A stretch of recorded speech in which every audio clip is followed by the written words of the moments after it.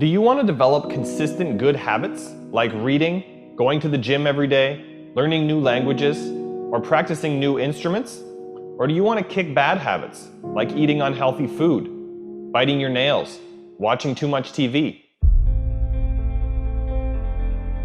3 years from now, you can have what you need. You got to be careful about it. You can't have everything. You can have what would be good for you, but you have to figure out what it is, and then you have to aim at it. We know that sometimes you can be uncomfortable, but you can be uncomfortable and hopeful rather than uncomfortable and fearful. People go through their lives without knowing what it is they want to do. You don't have to be where you think you want to be in order to be happy. You just got to be on the way to where you want to be in order to be happy. You're going to get what you're looking for. So if you're looking for success, you're looking for happiness, you're looking for prospects, you're looking for recruits or clients, I'm telling you, the more you're consciously looking for those things, you're going to see them. When you're looking to win, you're looking for victory. Sit on your bed one day and ask yourself, what remarkably stupid things am I doing on a regular basis to absolutely screw up my life?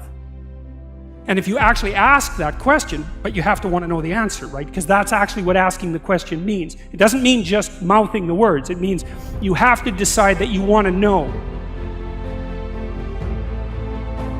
And so be very careful what you set your mind towards, what your outcomes are, because you're going to find them. Your mind's powerful. You're powerful. You're more powerful than you think you are. And if you could just get clear on what you're looking for, get super specific with great clarity, great specificity about what it is you want, it's sitting there for you to find if you look for it.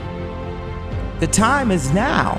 The time is now to express and for people to believe in themselves. The time is now for it to be okay to be great.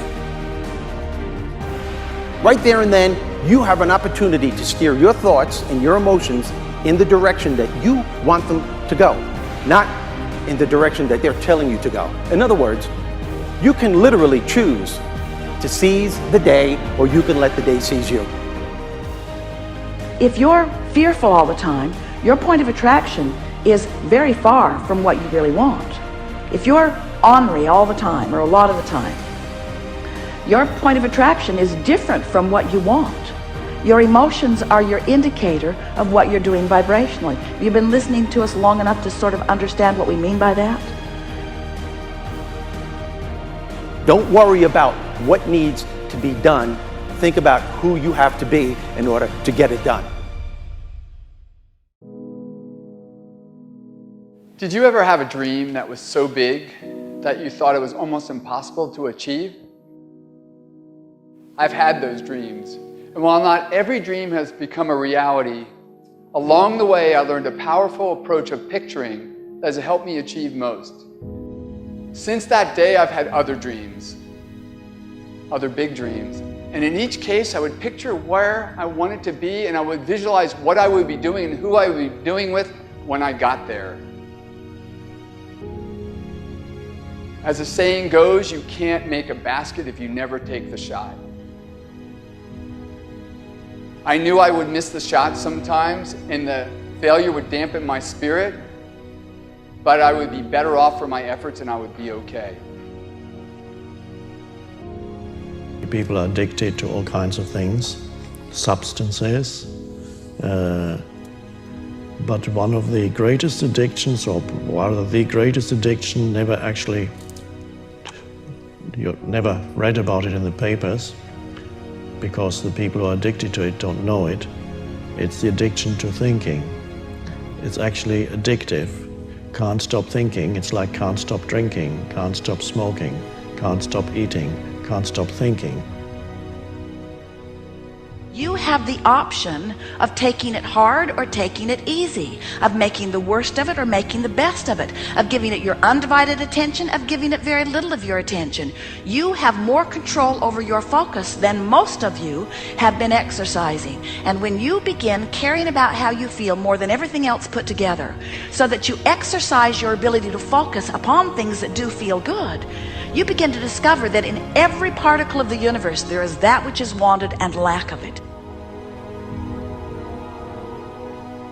My visualization has helped me achieve most of my goals. And what I learned along the way is it didn't take twice as much effort. It only took an extra 10%. When we fail, life continues as it is. We can stay in our comfort zone. Success, on the other hand, challenges us.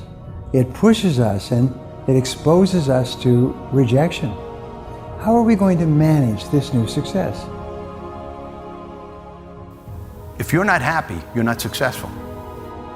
If you're not enjoying yourself during the process of whatever it is you're trying to achieve, there's a problem.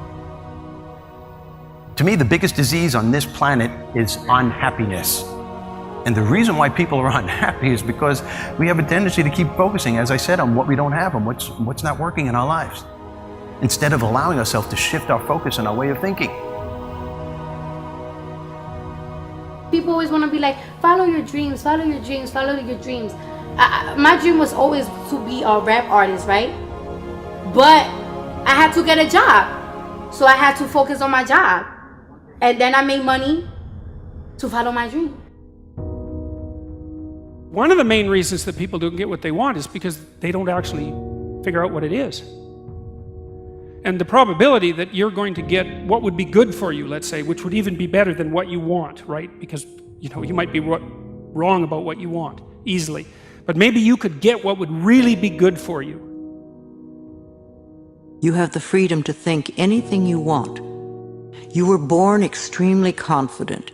You came into this world knowing how wonderful you are. So choose new thoughts to think about yourself, and choose new words to tell yourself how magnificent you are, and that you deserve all the good that life has to offer. First thing in the morning and last thing in the evening, I want you to look into your eyes and say, I love you. I really love you. Your first goal, this is what I'm suggesting, your first goal when you open up your eyes should be to focus on the things that ignite your spirit and bring you joy. I want you to focus on the things that you appreciate in your life, the things that you're grateful for. I don't care who it is or what it is. Maybe it's the person lying next to you. Maybe you're thinking of your children. Maybe you're thinking of the dog or the cat lying by the side of the bed, a particular goal that you achieved. Maybe there's an event coming up on the weekend. Maybe you're meeting with your friends for lunch. You see, folks, it doesn't matter who it is or what it is. There's always something to be grateful for, to appreciate. And what I'm asking you to do in those few moments before you crank and get into your day is to focus on these things. Then why am I asking you to do this?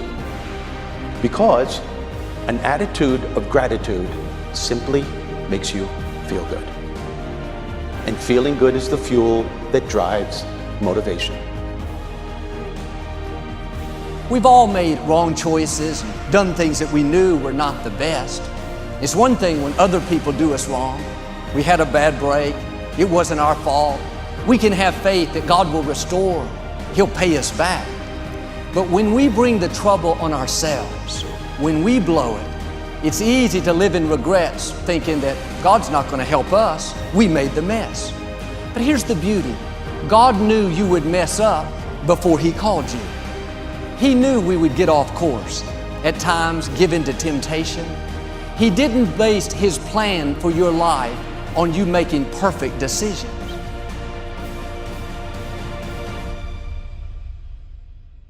Through success, I represent the possibility of what you can achieve and what you can do with your life and your career. Other people's success represents the possibility of what you can do. Those are the records that you can sell. Those are the type of tours that you can do. Those are the kind of songs that you can produce and the songs that you can write. Those are the millions of dollars that you can get, or billions.